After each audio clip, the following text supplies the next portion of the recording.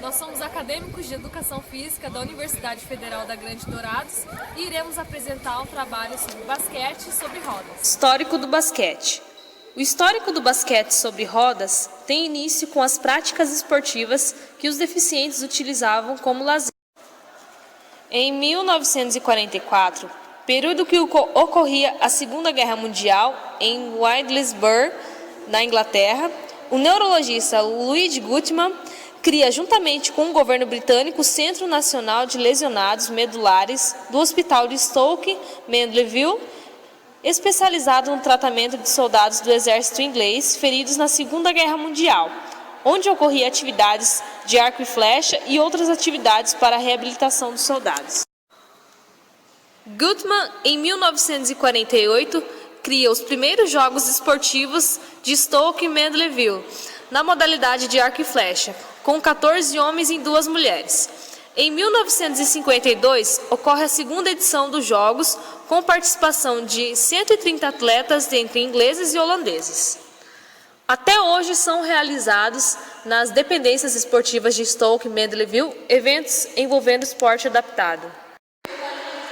Juntamente com esses acontecimentos, surgem nos Estados Unidos veteranos paralisados da América, e é onde surgem os primeiros registros de um jogo de basquete em cadeira de rodas, na divisão de PVA, Paralyzed Veterans of America, em New England, Estados Unidos.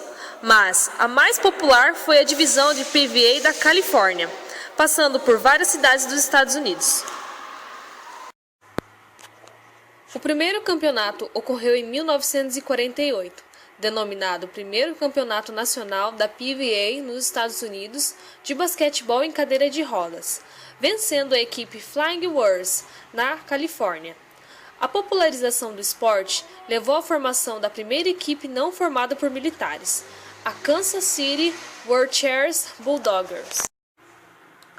A primeira Paralimpíada aconteceu em 1960 em Roma, quando o médico italiano Antonio Maglio, diretor do Centro de Lesionados Medulares de Ostia, cidade italiana, sugeriu que os Jogos de Stoke Mandeville fossem disputados naquele ano na Itália, nas mesmas instalações da Sexta Olimpíada. A Olimpíada dos Portadores de Deficiência, Jogos Paralímpicos, contou com 400 atletas em cadeiras de rodas representando 23 países.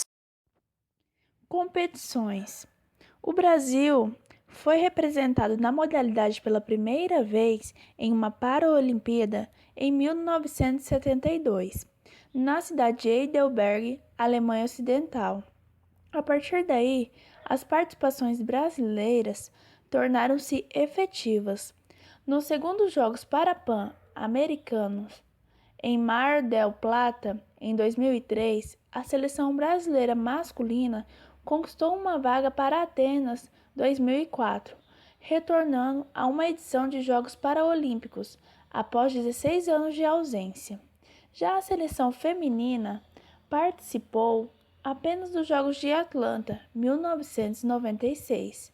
No Parapan do Rio de Janeiro, em 2007, o Brasil conquistou o 4º lugar no feminino e o 3º lugar no masculino.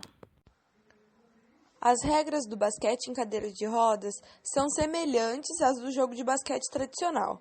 São feitas apenas algumas modificações que levam em consideração a cadeira de rodas, a mecânica de sua locomoção e a necessidade de se jogar sentado. A cadeira de roda pode ter 3 ou 4 rodas, sendo 2 rodas grandes na parte traseira e 1 ou 2 na parte frontal. Os pneus traseiros devem ter o diâmetro máximo de 66 cm e deve haver um suporte para as mãos em cada roda traseira. A altura máxima do assento não pode exceder 53 cm do chão e o apoio para os pés não poderá ter mais que 11 cm a partir do chão, quando as rodas dianteiras estiverem direcionadas para frente. A parte de baixo dos apoios devem ser apropriados para evitar danos à superfície da quadra. Os jogadores podem usar faixas e suportes que o fixem na cadeira ou faixas para prender as pernas juntas. Aparelhos ortopédicos e protéticos podem ser usados. O cartão de classificação dos jogadores deve informar o uso de próteses a fim e indicar todas as adaptações na posição do jogador na cadeira. Pneus pretos, aparelhos de direção e freios são proibidos. Os árbitros devem checar as cadeiras dos jogadores no início do jogo para conferir se estas cadeiras estão de acordo com as normas estabelecidas. No basquete adaptado, é usado um sistema de classificação para jogadores em cadeiras de rodas que dá a cada um uma classificação de acordo com a observação de seus movimentos e habilidades durante sua apresentação em uma partida de basquete, tais como movimento de cadeira, driblando, passando, recebendo, arremessando e pegando um rebote.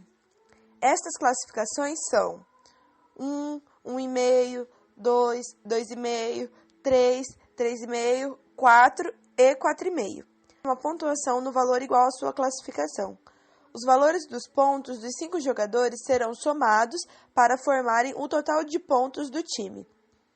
Para campeonatos internacionais, competições paralímpicas, competições regionais e qualificação para estes eventos, os valores de pontos total do time não podem exceder de 14 pontos. O time que inicia o jogo deverá manter seu número de pontos mesmo com as substituições subsequentes de jogadores, ou seja, 14 pontos no total. A quadra de jogo será plana, de superfície dura e livre de obstruções, com dimensões de 28 metros em comprimento por 15 metros de largura, medida a partir da borda interna da linha limítrofe. Todas as linhas serão traçadas de cor branca, com 5 centímetros de largura e sendo claramente visível. Violações específicas para o basquete em cadeira de rodas. Violações fora da quadra. Um jogador está fora da quadra quando alguma parte de sua cadeira está em contato com a linha limítrofe ou fora dos limites da quadra. Se um jogador jogar a bola em um oponente para que ela saia da quadra propositadamente, o oponente ficará com a posse da bola. Regra de progressão. O jogador pode empurrar a cadeira por no máximo 2 vezes antes de driblar, passar ou lançar a bola. 3 empurrões em movimento, incluindo um pivô, constituem uma violação de progressão. A falta pessoal no basquete é quando o adversário tenta impedir o oponente de progredir com a bola, andar, segurando, puxando ou até mesmo batendo com a cadeira de roda. Se ele bater na cadeira de rodas com rudez ou com vontade de tentar impedir o seu adversário de andar, é considerado também falta pessoal. Por quê? A cadeira de roda ela é considerada parte do atleta. Então, por isso que é sempre considerado. E agora a gente vai demonstrar para vocês como seria essa falta pessoal.